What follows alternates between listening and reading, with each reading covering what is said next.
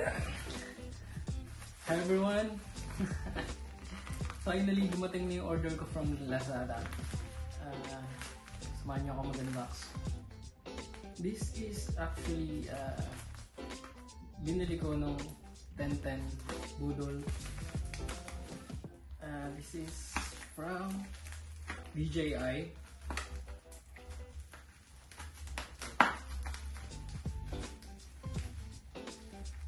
So binili ko siya kasi isa to sa mga bucket, nasa bucket list ko. Gusto ko mabili.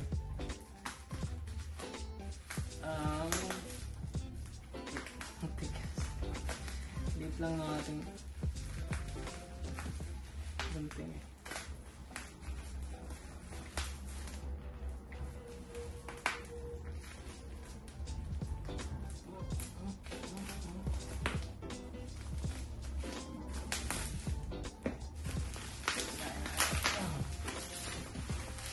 This is the DJI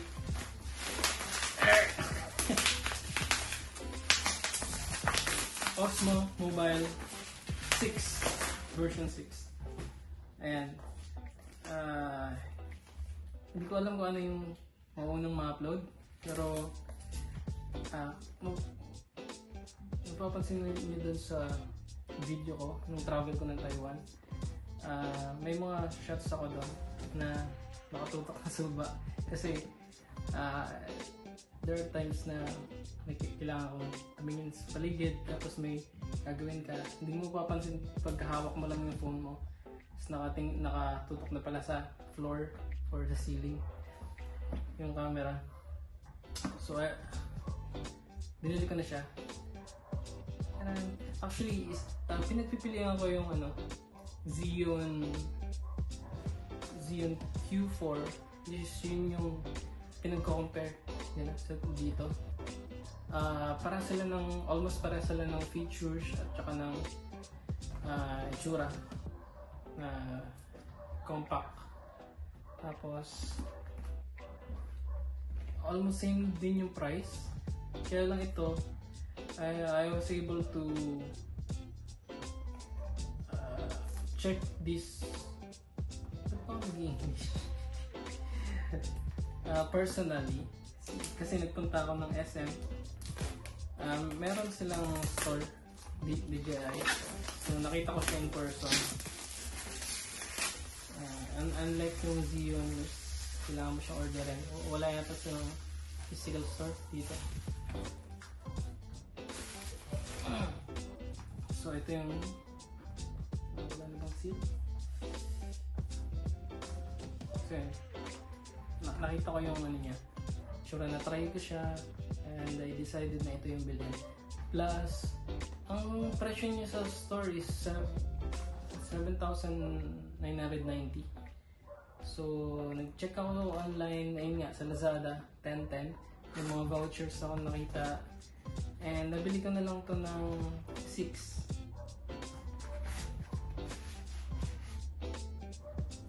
Tingnan natin kung ano yung nasa loob. This is not going to be specs or review itong product kasi bukas lang natin. I have to review it pa. Although there are many videos naman sa YouTube, diba? You can check it kung gusto niyo makita kung ano yung features. So yun, may kasama siyang bag. I think pag binili mo yung yun pala yung pinagkaiba nila ni Xeon Q4. Yung sa kanya, hindi bag. Meron siyang lalagyan hard case. Pero kay Osmo DJI, ito lang, bag. And then, ito din. Ito yung kinakabit sa phone. Then, alam ko magnet ito. Tapos, ang isa ay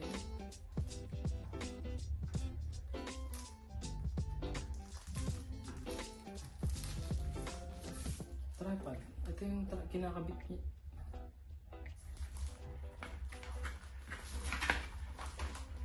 Dito. sa baba. Ayan. Ang kulay na napili pala natin ay yung white. Actually gray siya, pero white. Dalawang options lang natin is yung black. Tsaka ito. Ayan. Mukhang matibay siya. And of course, yung mismong gimbal.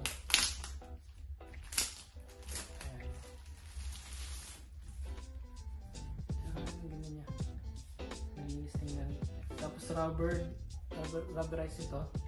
So yung grip okay siya sa kamay. Ang ganda ng kulay niya, merong orange lining dito sa mga buttons. Ayan. Isa sa mga features niya, and this is not a review, pero sa mga napanood ko, I will try na sabihin ko ano yung mga features niya, especially yung mga nagustuhan ko sa feature niya.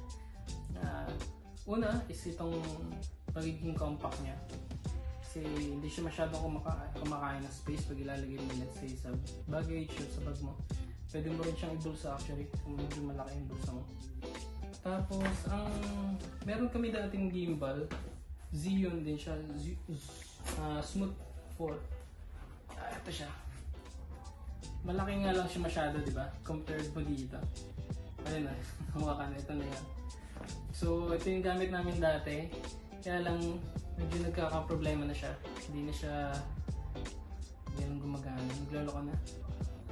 So, ayun. I decided na bumili na ng bago. Ito, sa kuya ko to. Hinihiram ko lang siya.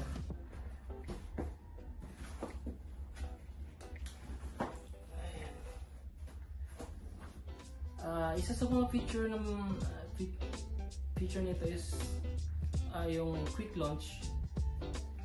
Pagbukas mo nito, unlock mo lang siya, and then naka-unlock na pala siya. Pagka in-open mo siyang ganun, narinig niyo ba yan?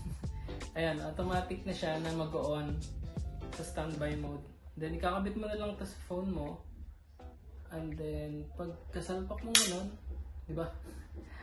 Actually, was hesitated dati kasi magnetized, diba? So iniisip ko baka mamaya masanggi lang siya tapos malaglag yung phone mo. Pero hindi. Natry ko siya na strong yung magnet niya. Ayun, kailangan mo siyang gamitan ng force para matanggal. So hindi ko muna makabit yung phone kasi gamit natin for video.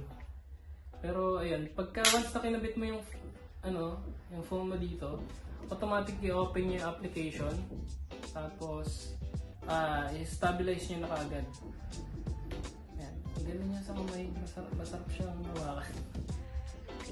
Hindi siya mabigat, kagaya na itong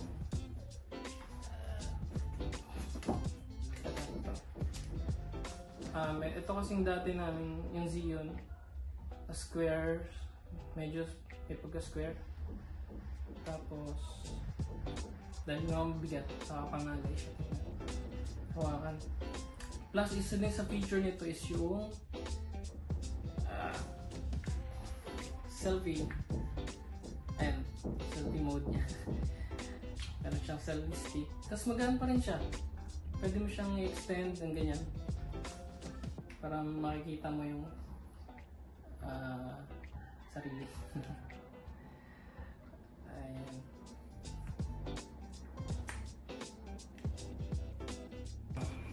So, try natin itong ikabit.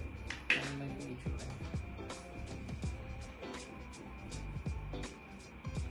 Ayan. So, aside from dun sa selfie stick, pwede mo pa rin siyang ikabit ay yung kanyang tripod. Tapos, to extend pa yung paghawak mo. So, mas mahaba siya. Plus, naka-ready na siya. Ayan. Kung makikita niyo. Diba? Let's say, gusto mo siyang ilagay lang doon kung picture ka sa sarili mo. Or for, ayan, yung use ng tripod. And then, ito yung kanyang, actually, yung gusto kong bilhin dati is yung version 5 niya. Kaya lang, may mga additional features ito. At saka, wala nang masyadong stock akong nakita yun sa official store ng DJI. So meron siyang button dito, not sure yet kung para saan.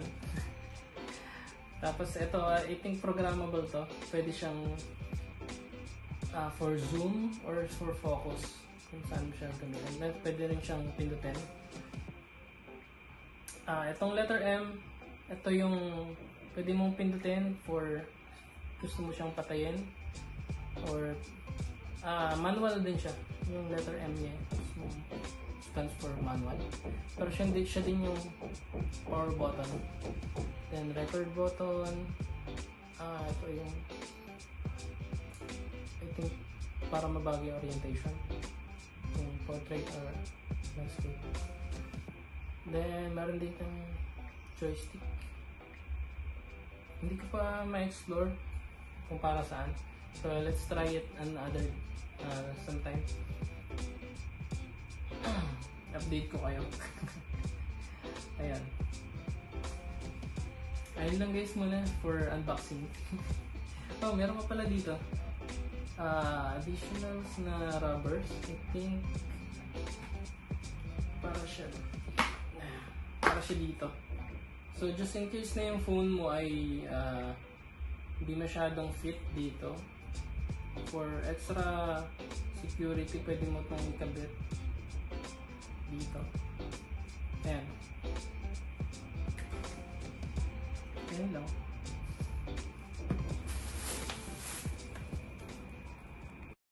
Hi everyone! Samahan nyo kami ngayon sa mall para tumingin ng aparador. Tsaka para matest na rin natin itong gimbal. Ayan. Meron siyang ang tawag dito? Active tracker, person object tracker. Sama ko ang aking mother. And ito ang aming alaga.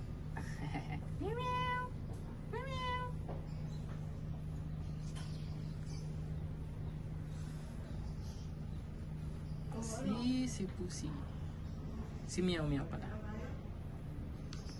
Okay. Tara guys. Sama ka aking mother. Ayan, maganda yung may gimbal kasi ang tawag dito, hindi siya magalaw. Ayan, kita-kits na lang guys sa mall kasi delikado din mag video dito sa Pinas tayo. Hello guys, nandito na kami sa Ayala Mall. Titingin kami ng aking nanay ng titingnan natin, aparador tsaka patungan ng TV.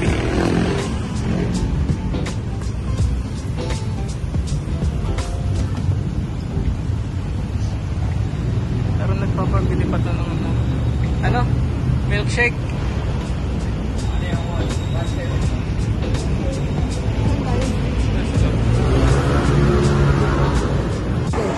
Sabi mo naghahanap tayo na? Naghahanap po kami ng milk tea na pang-alis ng pagod.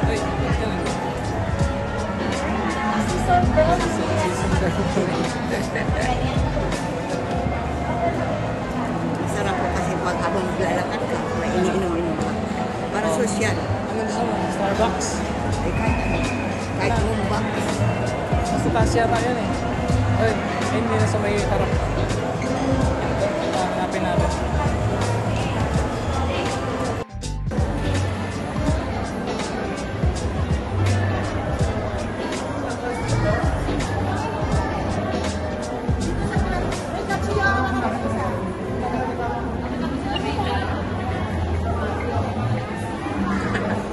Sa kabila.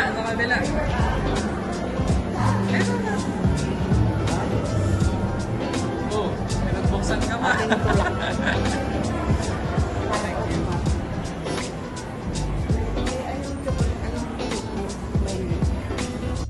Oh, anong sabi? Talagang star na star. Star na star. Paborito ko mocha. Try din nyo. Mga amiga, try din nyo. Recommended mo ba? Ano yung flavor ng pinili mo? Mukha. Mukha. Mukha. Hindi ho mukha. Ano yun? Mukha.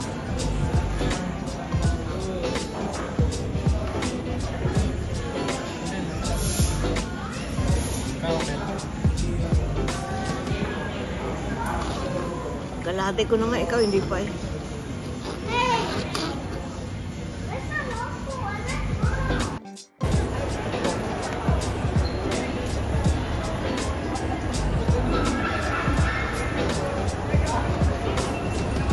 Saan tayo pupunta, ma? Ha? Saan tayo pupunta? Sa furniture. Titingin lang ho kami.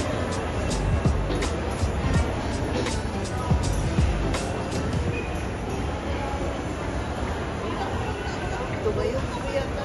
Oo, dyan.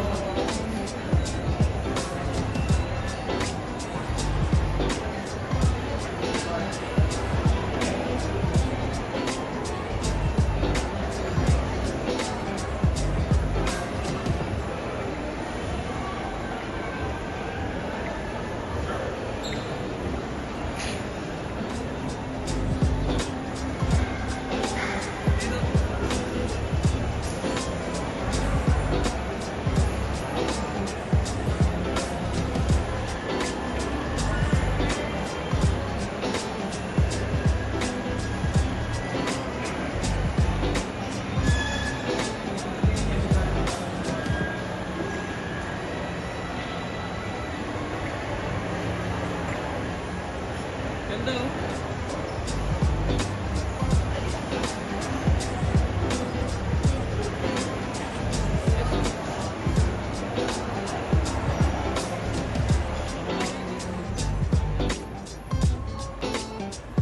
Tingnan mo yan. Hindi nandun. Ito rin nga, maganda rin ito, oh. Kaya lang 30. Ah, yung patas na yun. Mataas yun na yun. Yan ba? Oo. Paano mailalagay mo doon yung TV? Hindi. Tingnan ako lang. Ilagay doon yung TV.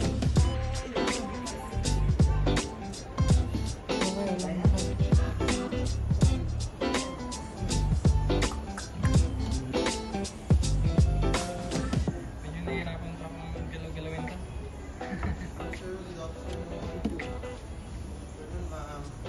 Tingin lang po muna. Ah, hindi, yung tinignan natin noon, yung nakaraan na tinignan. Nandun sa kabila.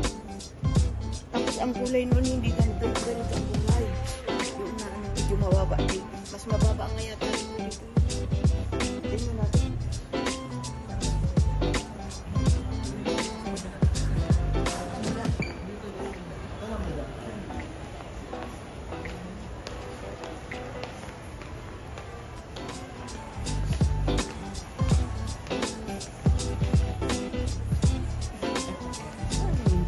Doon nga sa kabila yun. Sa loob. Ah, may pangkasokan ba?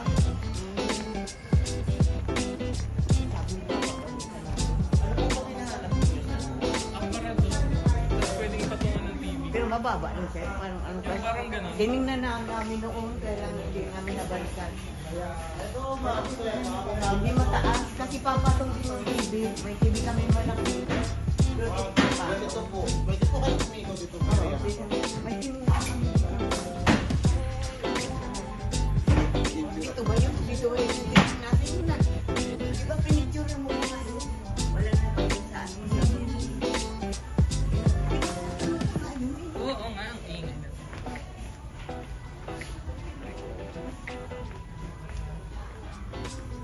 Ito.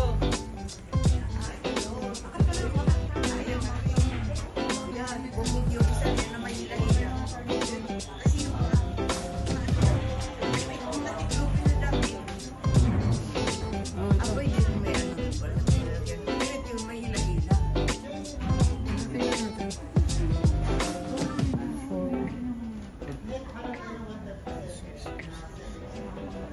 Mas mahal ito, ma. 5. Ano mas ano? 5.3 kasi ito. Kasi yung akin,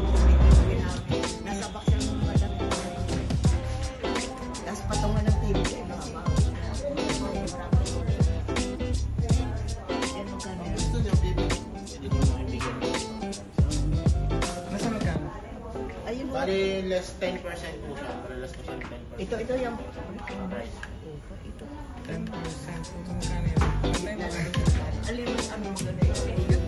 Maganda ito lang kasi mas parang mahaba na yun dito. Yan yun. Yan naman talaga yung nanonood ko. Ayun na lang naman. Tapos may card ako yung black card. 20 na. O yan na, ito na nila. Ito na. Ah, bit-bitin mo na. May stock naman kayo. Ito. Pag yung stock po siya, order basis siya, sir. Pero ito. Magiging 10% lang po yun. Hindi na may sulit naman yan. Di ba may magdapat mo kayo na? Pag nabusa, Ayun, sir, tingnan na kapatapos na. sa kwarto na. Kasi yung Hindi, may mga ano na eh, oh. Sige, sir, ito check ko kung may new stock kami, sir, ha? Ito, may... ayaw yan o may sila. Ito pa, oh. Wait lang po. Opo.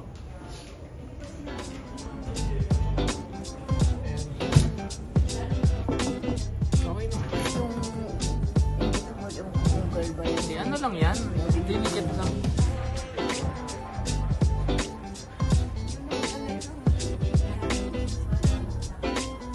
Di ba kung saan titingnan dito sa ganun ko? Napakanood sa studio.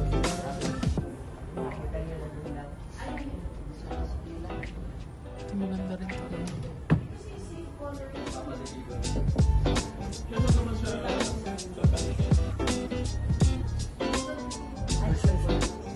Eh, tingin na sa'yo.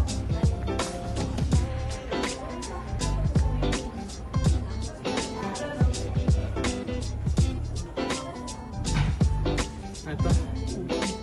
Tapos sa TV natin, may malagyan mo pa rin itong ano yun. Tama ba yun? Hanggang dito kaya yan? Sa hips ko? Alin? Yung sinukat ko kasi yung gamit natin. Sa hips ko dito. Ayun. Dito mas parang pandak ko. Taman daw yun. Dito na yun.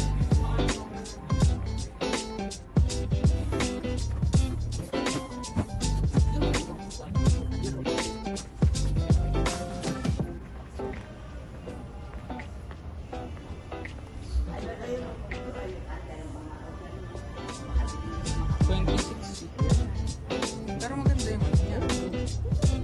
Kahoy. Ito.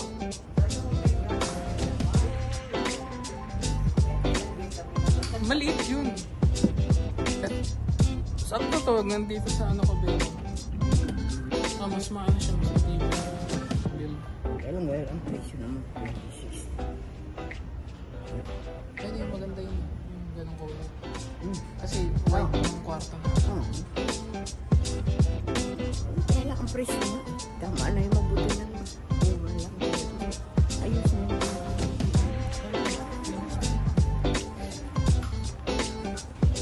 Guys, nalobat yung aking gimbal. Kasi mula nung delivery, meron na siyang charge. Yung stock niya. Ano natin dito? Nalibot yung nga ba?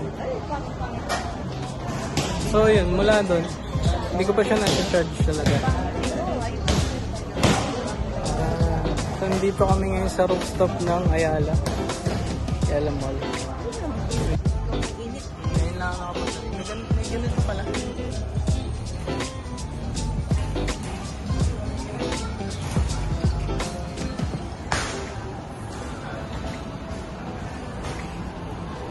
Kasi may mga kainan dito.